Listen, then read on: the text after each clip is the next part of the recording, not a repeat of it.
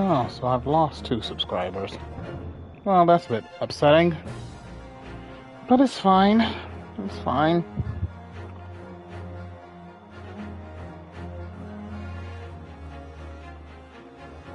Share that there.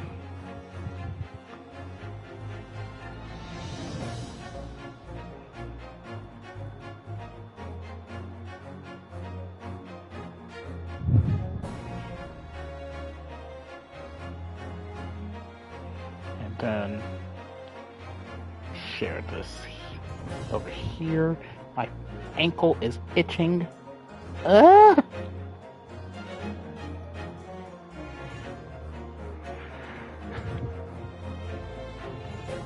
that.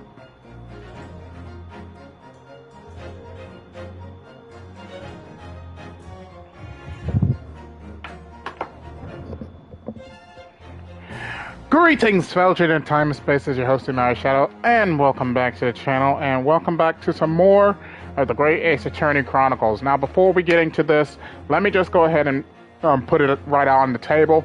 I am exhausted.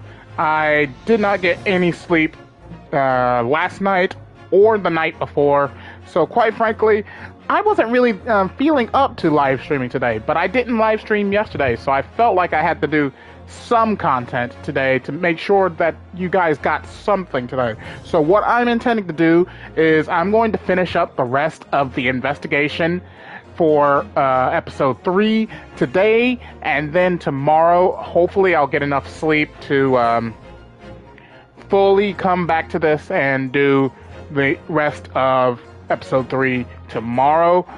I do apologize for this. It's like, I don't like it when these things happen. I take medicine that helps me sleep, and I ran out, and I'm still expecting my medicine to get delivered, and it hasn't been delivered, so I know I'm going to be struggling with sleep for the next couple of days, because I won't be able to physically go and get it from the pharmacy until the 3rd of next month. This week is going to be hard. Curse of an insomniac, I know. But we're going to be finishing up the rest of the investigation today, which means I'm pretty certain we're going to have another great deduction from Sherlock Sholmes to go through, because in big episodes like this, there's usually at least 2 to deal with. So we'll do that, and then by the time I'm done, I'm probably going to end the live stream there and probably go and fall asleep to some movies. I've been feeling like watching the Pirates of the Caribbean movies lately, and lately, justice for Johnny Depp. I do hope this man gets all the justice he is working so hard for. But that's just my thoughts on that. Anyway, without further ado, let's get started while we wait today's adventure and see what's in store for us. Oh, Z!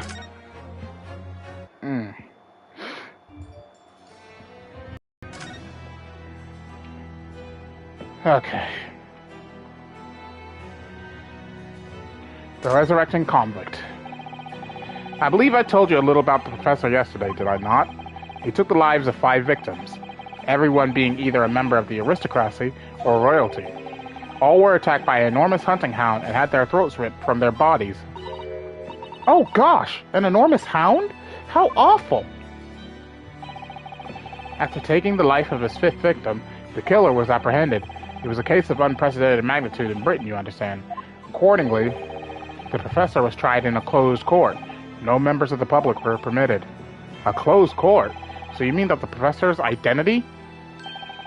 As you've surmised, my dear fellow, his identity was never made public. Naturally, he was found guilty and was summarily sentenced to death by hanging. He was buried in the grave at Lowgate Cemetery, which adjoins the rear of the prison where he had been held. However, that was not the end of the affair. Oh! Yeah, I'm sorry, I don't have the energy to actually do funny voices this time around. I'm just going to read it as naturally as I can. The very night that he was buried, the convicted man came back to life. Came back to life? He clawed his way out of the ground and emerged into the moonlit graveyard. The exhibit here depicts that very scene, as described by the sole witness to those chilling events. There was a witness? But of course, my dear fellow, it was none other than the young man in the white overcoat. Enoch Drebber. He saw it happen?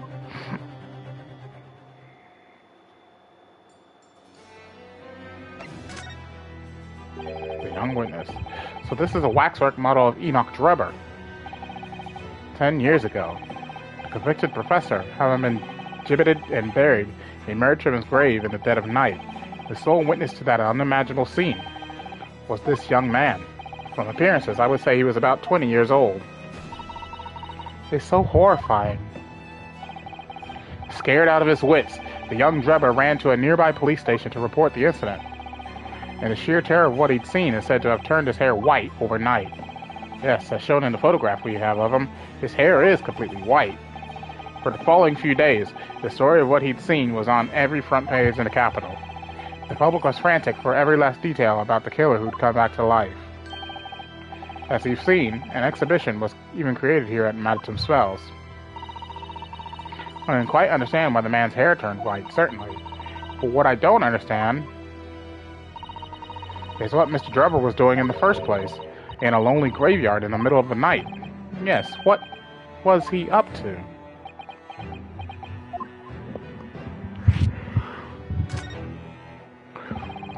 The professor's acts of terror threw London's upper classes into complete panic 10 years ago.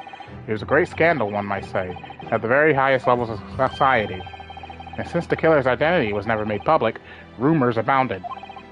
After never before systematically employed a dog as a weapon of...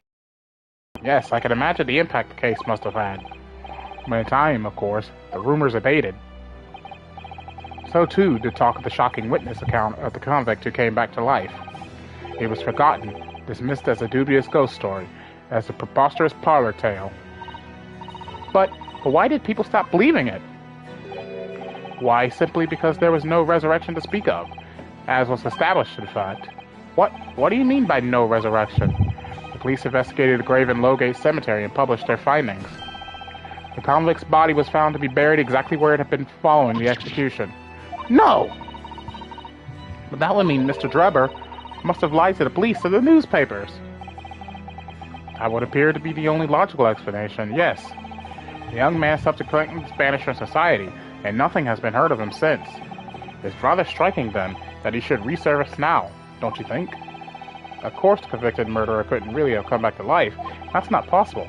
But Drebber's hair is unusually white, and if that really did happen overnight as a result of shock, it's hard to believe that the incident was an out-and-out lie.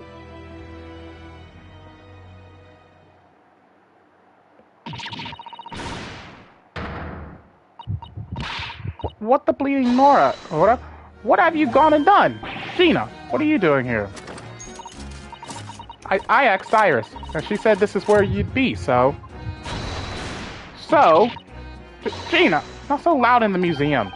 Manage the spells will have you take a position as a waxwork if you're not careful. I think there might be a more pressing concern.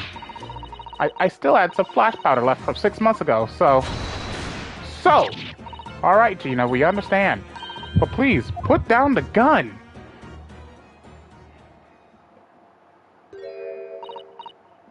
Sorry, I got scared. You should try being the one on the other end of the barrel. So, what brings you here, Gina? What brings me here? What do you think? We found it. We found that dodgy cove's workshop. What? You found Drebber's workshop? Yep. Toby's nose took me straight there. The boss and the others are heading over there now in a drag, so come on. Here's the address. I got the boss to write it out. Oh, thank you, Gina. We'll make our way there at once. Alright then. See you there.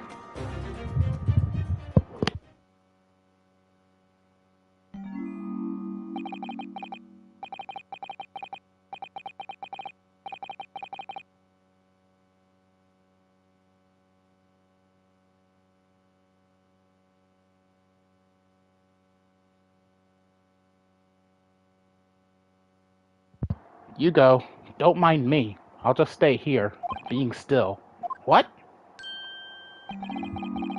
I know my place. In the exhibit over there. Oh dear. Someone is feeling sorry for himself. Let's go, Mr. Sholmes. You're coming. Your words hearten me, I must say. But if I were to shirk my duties here, Madam would have me pay monetary recompense, and Iris's dinner plate would be empty once more. Forget that. I'll pay for everything. And there's not a moment to lose, my dear fellow. I shall hail us here at once. No offer to share the cost for Mr. Sholmes, then. I shall gladly pay half, Mr. Naruhodo. Thank you, Mr. Suto. Right, let's go.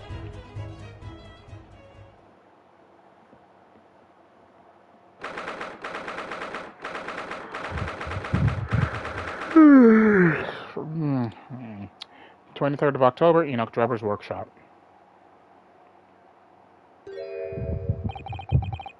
That looks like... Oh, it's another super high voltage instantaneous kinesis machine. Indeed, it would appear so, though only a prototype, naturally. Ah, so you got here then. Gina, well done for finding this place. And in such little time. You've really worked miracles. It's Toby here who's the miracle worker. Doggy! Ah, I thought you lot would show up before long. What's wrong with him? Hello, Inspector. That's one knitted brow.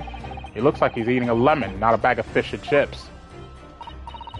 So, Inspector, is there any sign of the engineer? Sadly not. We didn't find a soul in here. Oh, what a shame. Well, thank you for letting us know about this place and giving us the chance to investigate. According to what Gina tells me, we only found it thanks to a clue that you lot turned up. I wouldn't want to, say, go to Paris with a debt of gratitude unpaid now, would I? Thank you.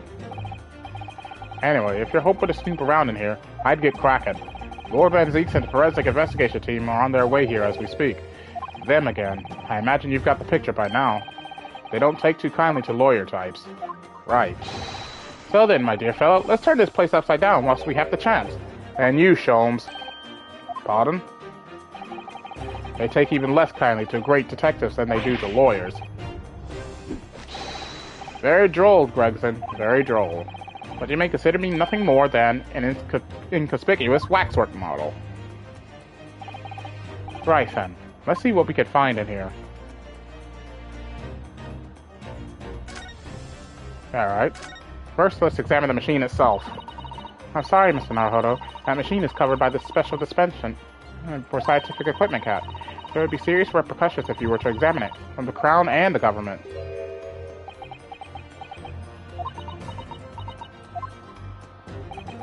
Well, those two don't seem to be holding back. It's quite hollow inside. No working parts or devices of deception to be seen, my dear fellow. No loose change dropped on the floor or nothing. Not even a bone for Toby here, my dear fellow. British people are very much ruled by their own ideals, aren't they? I think that's just these two, Mrs. Sato.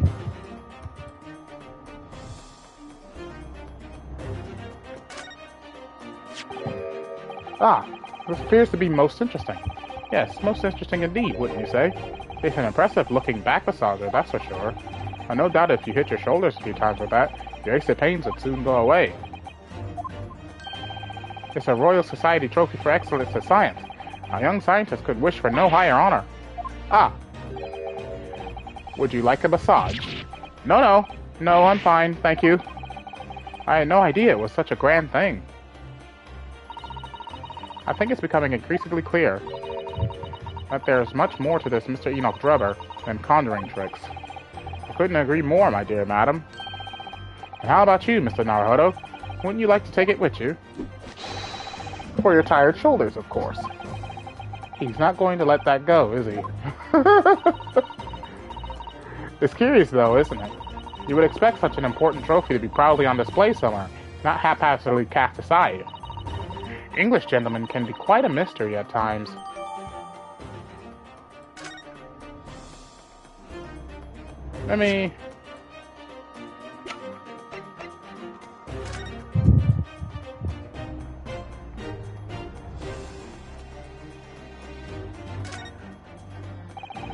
There's a little metal plaque here, look.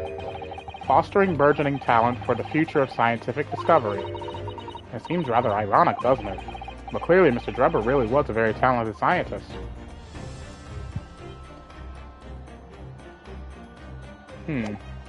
Nothing odd about it.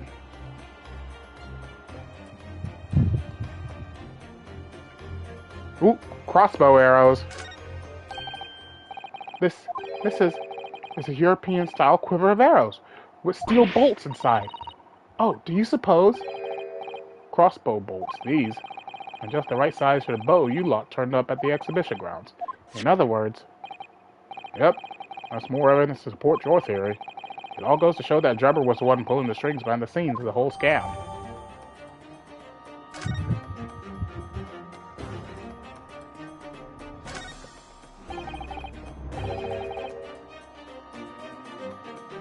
This door doesn't want to open.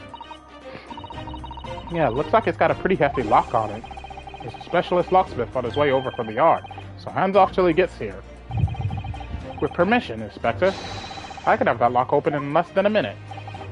Well, you don't have permission. And no one's giving it to you. Sholmes is defeated. He's smirking! Look! Gregson looked as though he really enjoyed that. Well, there's no sound of anybody on the other side.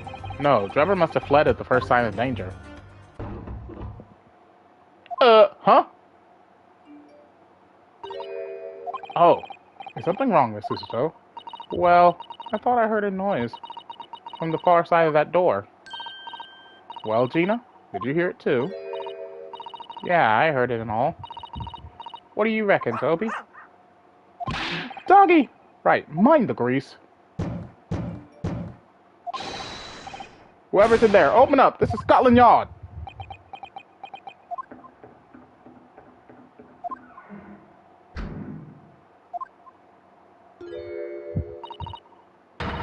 Oh my, someone is in there! Ah, this rotten, bleeding lock! My dear Gregson, as I said only minutes ago, if only it were continents, I could unlock that door in less than a minute.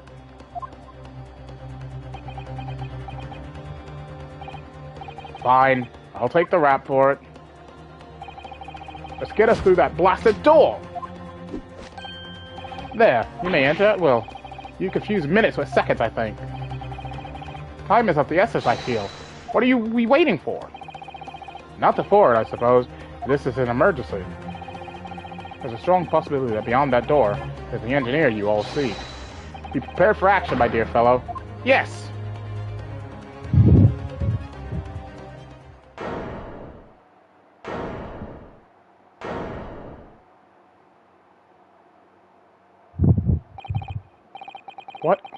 What's happened in here? There's footprints on the, ceiling. Why is everything upside down? Upside down? Oh, everything is upside down. Rats, there ain't no one in here after all. But there must be. It was only moments ago that we heard those noises. Maybe that was the sound of Drebber running away. But there's only one door into this room. And no windows that could afford an escape route. The skylights are too high. But there's footprints up there! What's that up there? Are they footprints? On the ceiling? Blow me, what have we here then?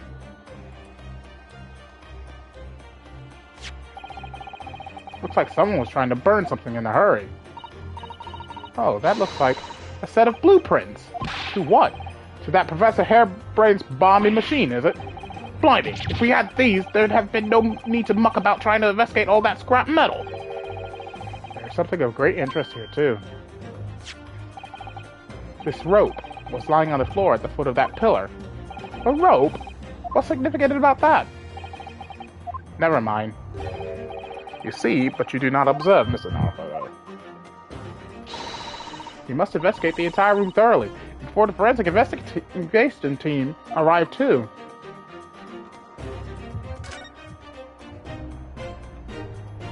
Well, that is a time bomb.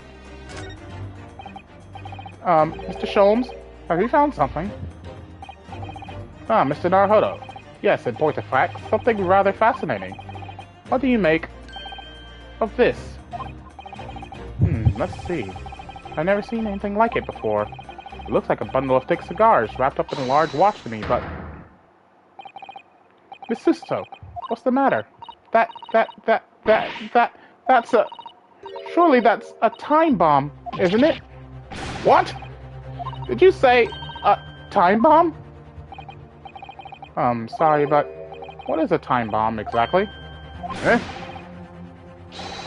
You truly are one of a kind, Mr. Naruto. I won't take that as a compliment. Ha! You don't know nothing, do you, Voto? You haven't got a clue what it is either, have you, Gino? I invite you to consult the dictionary later, Mr. Naruto. But this particular specimen is no time bomb, though I confess it has a very similar appearance. Oh, thank goodness. But then, what is it? I see, so that's it. Goodness, Mr. Sholmes, have you seen to the heart of the matter?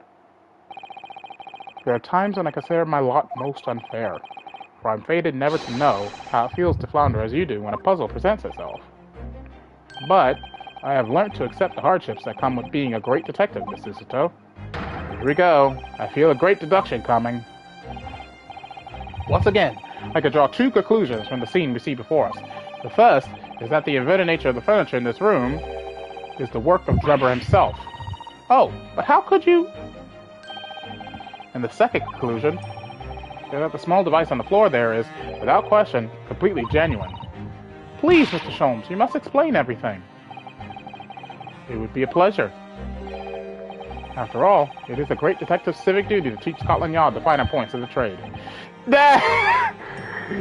He is annoyed! Well, Inspector Gregson seems delighted with the idea anyway. Oh, you deflected the inspector's glare with such fortitude there, Mr. Sholmes. Well done! You're too kind, my dear madam. I hereby dedicate this great deduction to you. Kindly stand just there, Miss Susato. Oh, yes, I'd be delighted. So, shall we begin? Once again, Sherlock Sholmes is proud to present his logic and reasoning spectacular.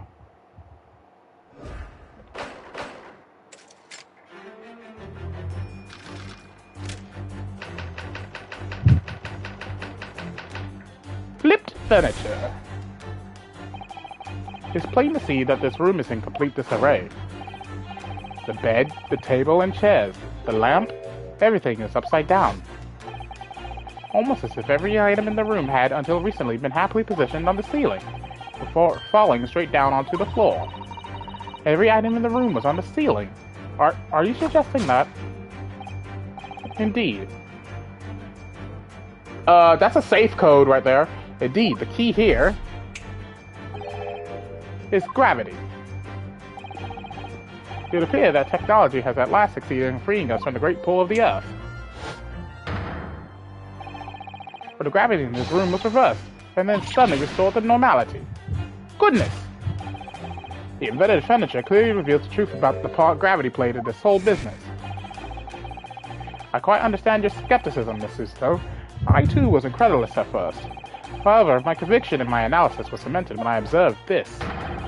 An anti-gravity device, almost identical to one that featured in a dream of mine only the other day, in fact. That is no anti-gravity device, that's a time bomb! But then why does it have a clock on it? A most relevant question indeed. It has a timing device that controls when the gravity direction will switch. There was clearly a requirement for the engineer to be able to restore normal gravity automatically, and the commotion we heard earlier from the other side of the door was the moment that restoration occurred. She's looking at the chair. Yes, the reason why everything in here has been turned upside down is because of the anti-gravity device. So you see, we need look no further to explain the state in which we now find this room. The direction in which gravity acted here was reversed by Mr. Drebber before being restored to normality in automatic fashion sometime later by the timer device. I have witnessed precisely this scene in a dream I once had when I fell out of bed.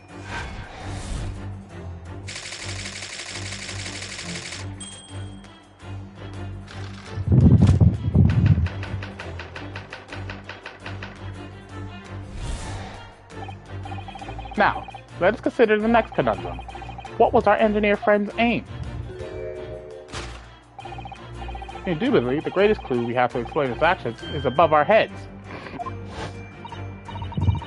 Yes, how is it possible that there are footprints all the way up there on the ceiling?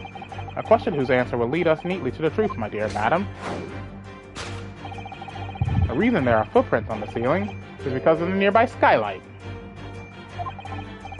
Of course, Drebber's aim was singular, to escape. However, there is but one way into this room, excepting the skylight, that is. Ah.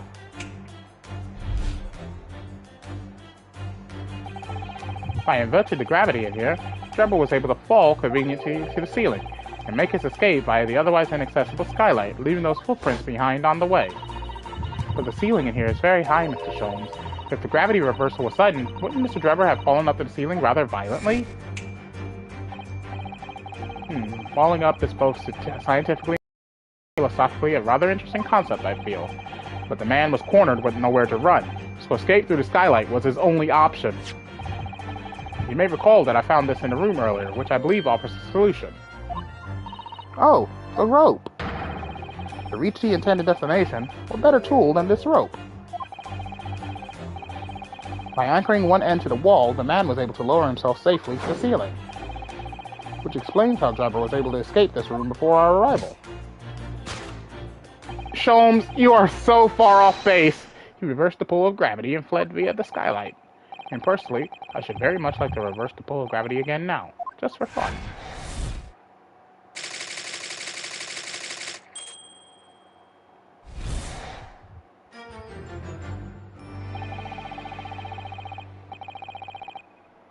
Thus concludes Sherlock Sholmes' great deduction of this topsy-turvy puzzle. Bruh.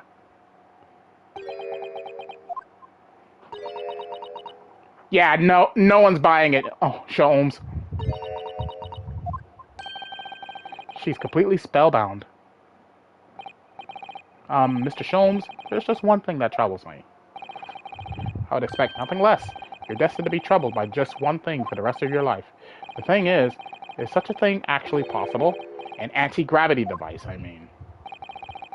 I would say that with man's current scientific knowledge at the turn of the 20th century, it's no more possible than instantaneous kinesis. But your whole deduction hinges on it. Ah, but my dear fellow, when you have eliminated the impossible, whatever remains must be the truth, however improbable it may seem. It's a marvelous line, wouldn't you agree? One of my more enduring pearls of wisdom. I had Iris come up with the exact phrasing. My original was clumsy. Yes, I have a feeling I've read it in something that Miss Sister lent me once. Actually, there is one other thing, Mr. Sholmes. Ah, the spell's broken at last. The rope you found was on the floor, wasn't it? Indeed it was, in lonely coils near the wall.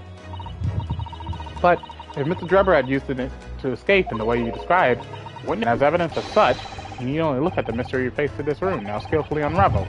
That argument is as circular as the coils of rope. I think perhaps we might need to give Mr. Sholmes the usual little helping hand. I'm sure with some minor corrections, the great detective's great deduction will lead us to the truth. Yes, you're right. And we must do it quickly before Enoch Drebber gets too far away. If you're ready, then let us resume. Sherlock Sholmes' Logic and Reasoning Spectacular. Let's begin.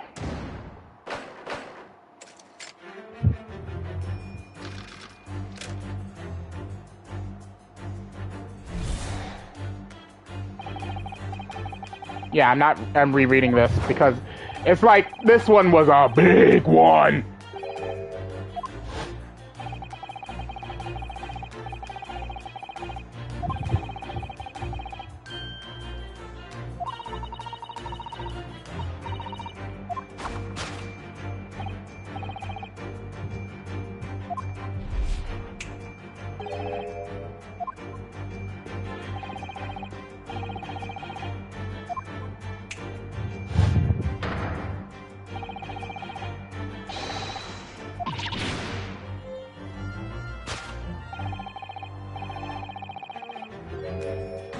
Okay, this is clearly wrong.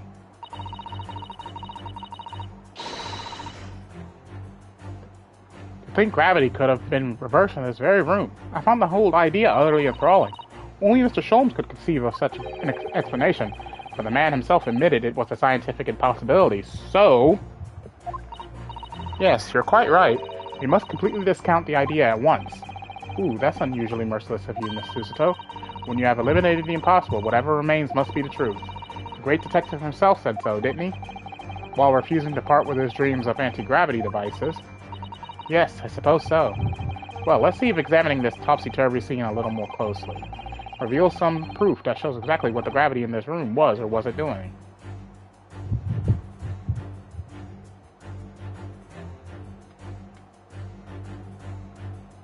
Oh, wait. This vase isn't upside down. Well, well, I wasn't expecting to find a pretty bunch of flowers in here, that's for sure. Ah, look at that!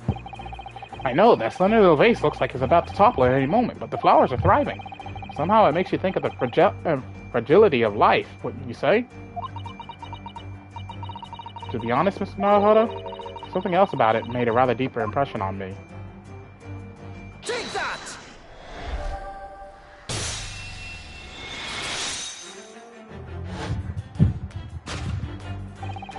The upright vase clearly reveals the truth about the part gravity played in this whole business. Upon my word, Mr. Naruhodo, you surpassed yourself by completely turning my argument on its head. Trying to impress your assistant here, perhaps? No one is trying to steal your spotlight here, Mr. Sholmes. Trust me. As you rightly say, though, though it appears at first glance that all the furniture in this room is upside down, this unassuming slender vase is standing cleanly to attention. And unlike the large safe, there is nothing affixing it to the floor.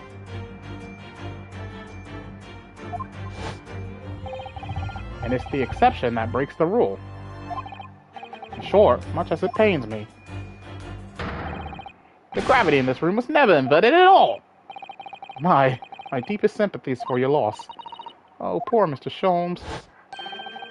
The show must go on, so let us continue with our deductions.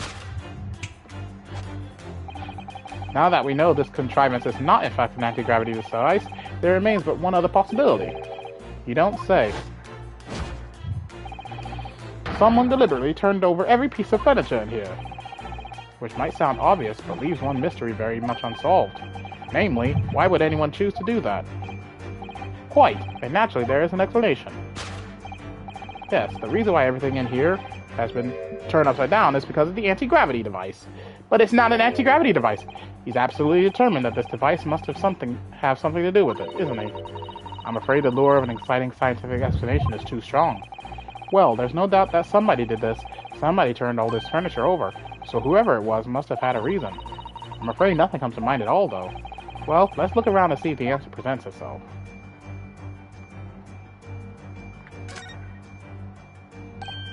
Look, there's something written on the underside of this armchair.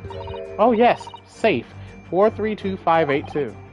Safe? As in safe and secure? As in secure lockable box, I think. Admittedly, more likely.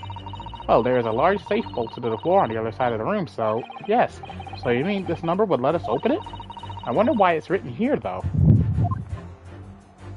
Take that!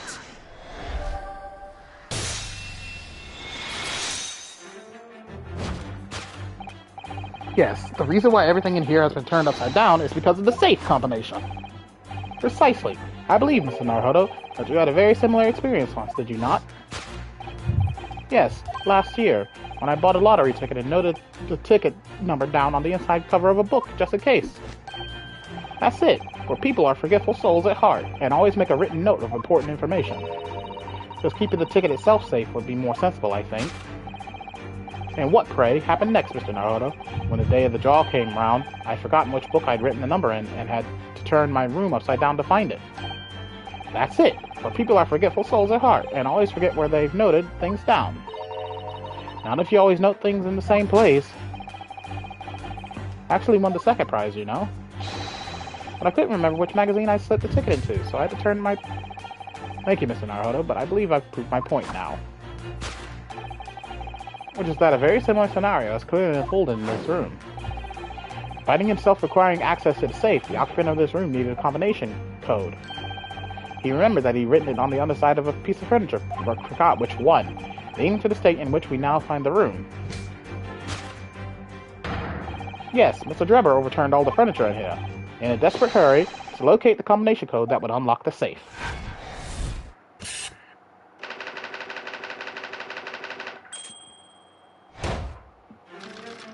Next!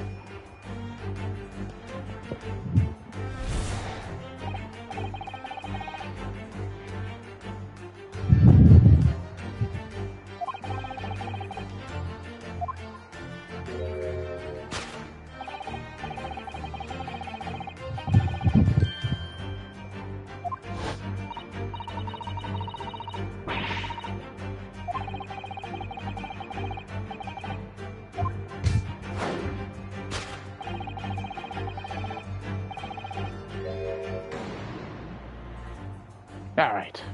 Clearly this is wrong. Well, if a change in the direction of gravity can't explain it, then how did those footprints get there?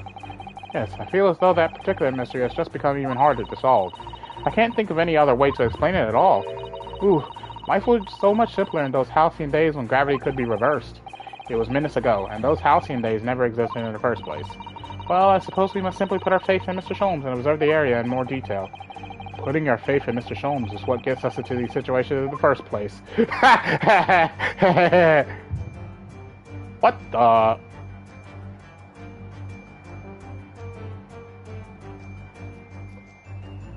Take that! Why is there a shoe there? The reason there are footprints on the ceiling is because of the nearby shoe. And on closer inspection, there are clearly footprints all over the balloon as well. In other words, the aim was never the skylight at all, but the balloon. But for what purpose? A green balloon. That seems somewhat familiar data. Ah!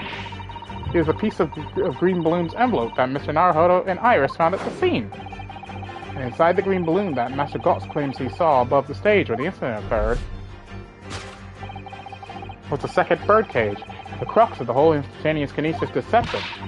You mean to say, if we assume the balloon in here is a model of the one used on the day, there is a strong possibility something may be concealed inside it. Something our absconder was desperate to retrieve before making a hasty getaway. But the balloon's out of reach, hence why he resorted to a projectile, namely the shoe. Most probably, Drebber intended to tear a hole in the envelope by assailing it with the shoe. However, his efforts were thwarted when the shoe itself became a prisoner of those lofty heights. Oh dear, we desperately need to examine that balloon. If only there were some way we could see inside. You may recall that I found this in the room earlier, which I believe offers a solution. Oh, the rope! To reach the intended destination, what better tool than this rope? Wrong. Mr. Sholmes has managed to bring the deduction back to the rope. Alright, I have to admit, that was clever. So we just throw the rope up to the balloon and then pull it down to get us on the ground? Which is much easier said than done, I feel. And could take us a very long time as well. True. Perhaps we need a more surefire method. In fact, we already have one, of course, don't we? Take that! The crossbow!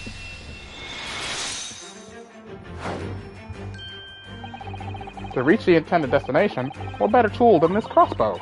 I was found at the scene, in fact, and in all likelihood belongs to Mr. Drebber. If the man had only brought it away with him that day, he could have avoided losing a shoe at such a critical time as this.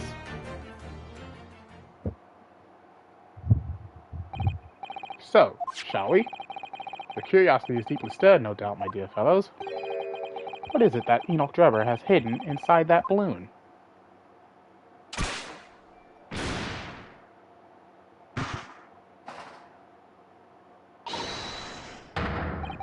It's a head. Oh, it's the professor's head. What the? A waxwork? Indeed it is. A waxwork head inside a metal mask. A mask that is shut tight and fastened with a strong and quite impenetrable lock. So we can't see the face aside, that means. Just a moment. This is the head of a waxwork model? Does that mean... Oh, goodness! I see you joined the dots, Miss Susato. Excellent. Ah, of course! A headless waxwork model. The case of the abducted Madame Tuspel's model that you largely saw. It was only the head of the killer that was still missing. Indeed it was, but I believe Madame Tuspel's will now have to settle her sizable account with me. This, as you have now surmised, is the head of the infamous professor. Yes, but why is it here? This conclusively confirms my suspicions. The man responsible for stealing the professor from Madame Tuspel's and returning it, sans tête, earlier today, was none other than Enoch Drebber. This is incredible. Professor Harebrain's case and the waxwork abduction they're inextricably linked by Enoch Drebber's workshop.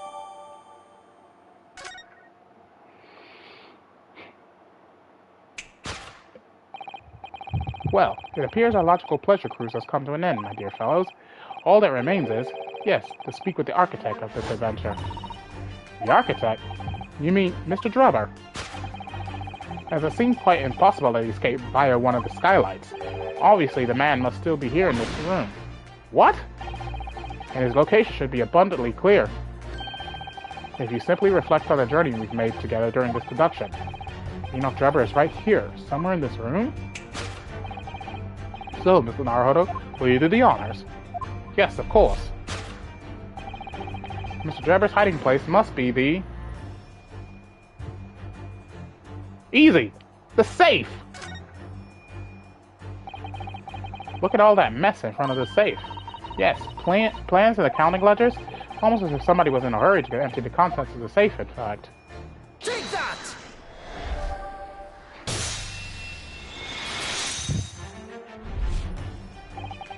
Before we gained access to this back room, we heard noises from in here. Which tells us that the engineer was still in the building at that point in time. He was in fact searching for the combination to his safe. And pressed for time, made no attempt to right the furniture that he overturned in the process, from which we could deduce that his search for the combination happened very recently indeed. In summary, Mr. Enoch Drebber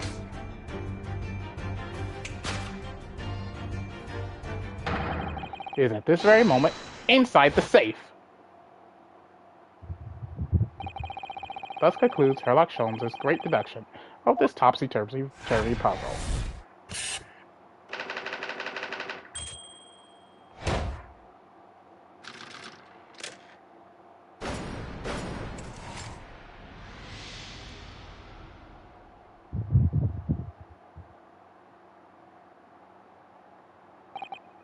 So, Mr. Naruhodo, I think perhaps this time we ended this game of hide and seek, don't you? By opening the safe, you mean? What else? Let's see. The combination was 1432582. I knew that. Alright then, here goes.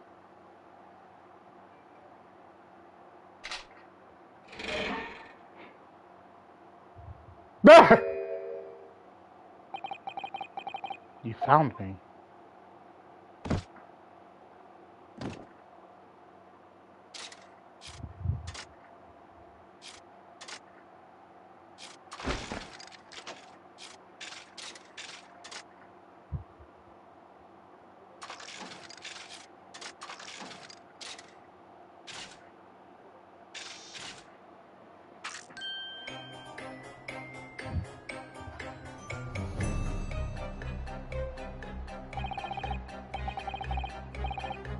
Right then, sir. Mr. Enoch Drubber, I presume. Correct. You better start talking. You tricked Professor Harebrain with that bogus machine you built. And you shall have to explain the theft of the waxwork from Madam to spells as well. Whilst I would be delighted to answer your many questions. Personally, I would advise that you deactivate my little parcel first. Deactivate? Your parcel? I refer, of course, to the time bomb. I left it in the most prominent position. Ah! Oh god, he's a robot. I see. Stunned silence. You're all gearing up to die with me, then.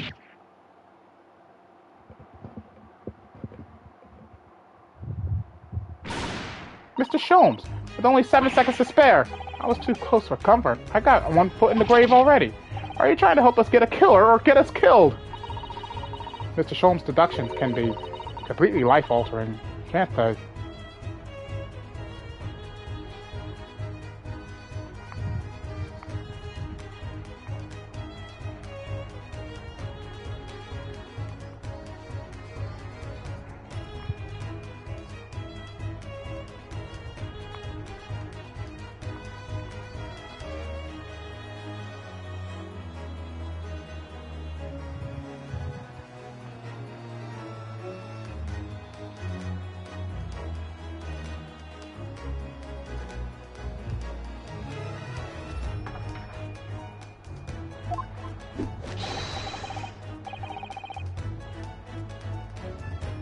Well, my dear fellows, that was a close shave.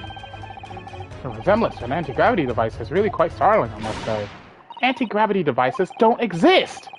Whew, I wouldn't push it, Mr. Sholmes.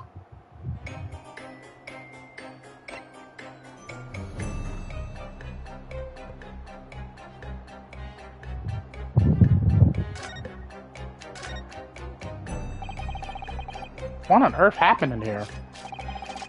You found me, haven't you? No need to screw me down any further. Everything in here is precisely what it seems. Yeah, well, we'll be giving it a thorough going over, don't you worry, Drubber. Well, it fails to click with me. That's how you were able to locate my workshop. That I was not expecting. When I heard whistling from the other room, I knew it was time to bolt. Whistling? Ah, that would have been me. Oh! For some reason, I woke in fine fettle today. No words, just tightly squeezed chips. Clearly, I must have a screw loose, though, as I couldn't remember the combination for the safe. And another one loose, as I couldn't remember on which piece of furniture I had written it down.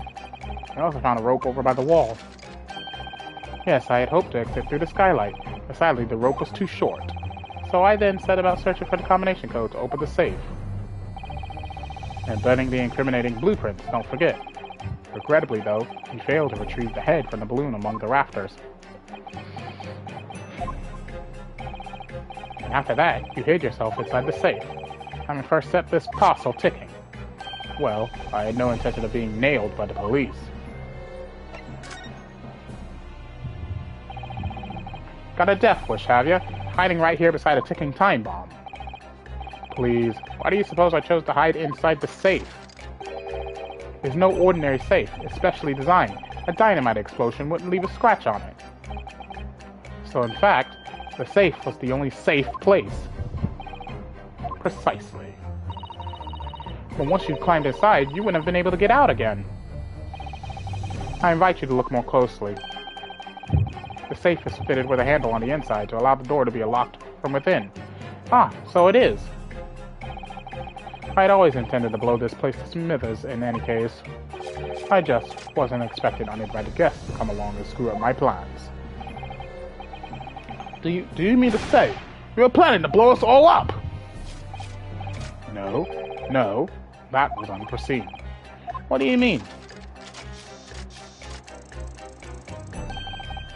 Most people run, you see, when they see a ticking time bomb at their feet. Ah! I calculated the time required for retreat to a safe distance, and set the device accordingly. But your seemingly endless discourse adhered through a spanner in the works.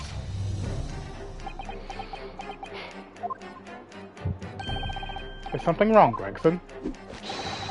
Do I have something on my face, besides the usual eyes, ears, nose, and mouth?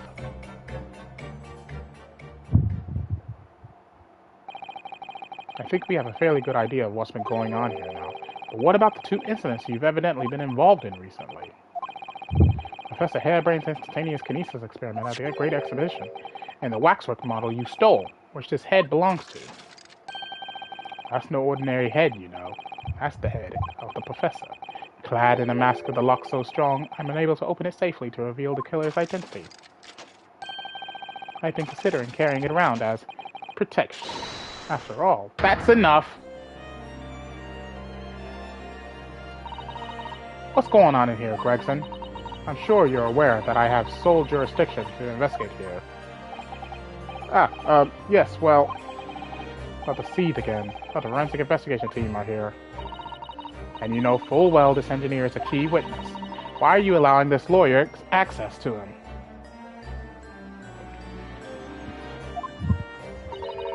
If Lord Strongheart knew of this, you'd be finished. You lot, leave at once. My dear madam, there's no need for such a threatening tone, I assure you. After all, that's no way to greet an old acquaintance, is it, Dr. Seed? Hello, Sholmes. Mr. Sholmes knows Dr. Seed? If it's protecting the machine next door that's causing such a sour expression on your face, you are quite misguided. It's really nothing more than a shell, you... Get out! But of course, we'll show ourselves the door. I see you haven't softened at all.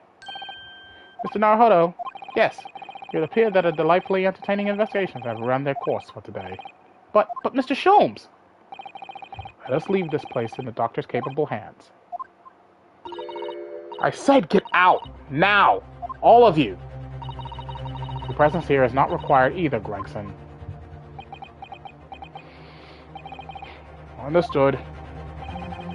But I'll just say one thing before I head off. If it wasn't for this lawyer and his companions, we'd never have found this place. And the whole workshop would have been blown to bits. There was a time bomb set in here. Got this lot disarmed. Inspector.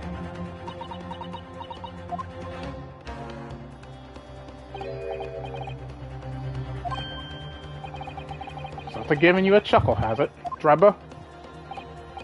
Ah, so sorry. Didn't mean to offend. You're quite right, of course. You did disarm the time bomb, didn't you?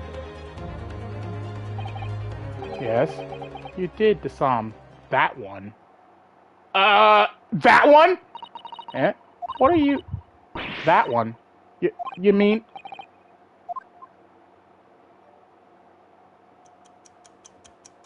Oh, crud. The machine!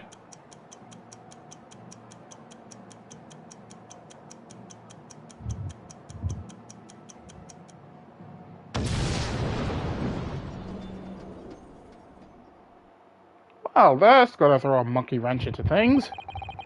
It was an hour later that we heard the news of the enormous explosion that ripped through the experimentation stage of the Great Exhibition. Professor Harebrain's invention and all its secrets were blown away forever.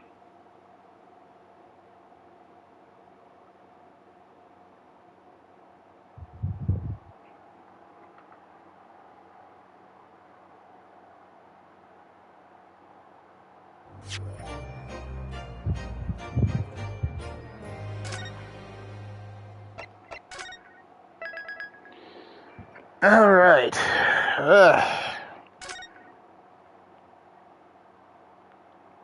Went about almost for an hour. That is all the time I have for today.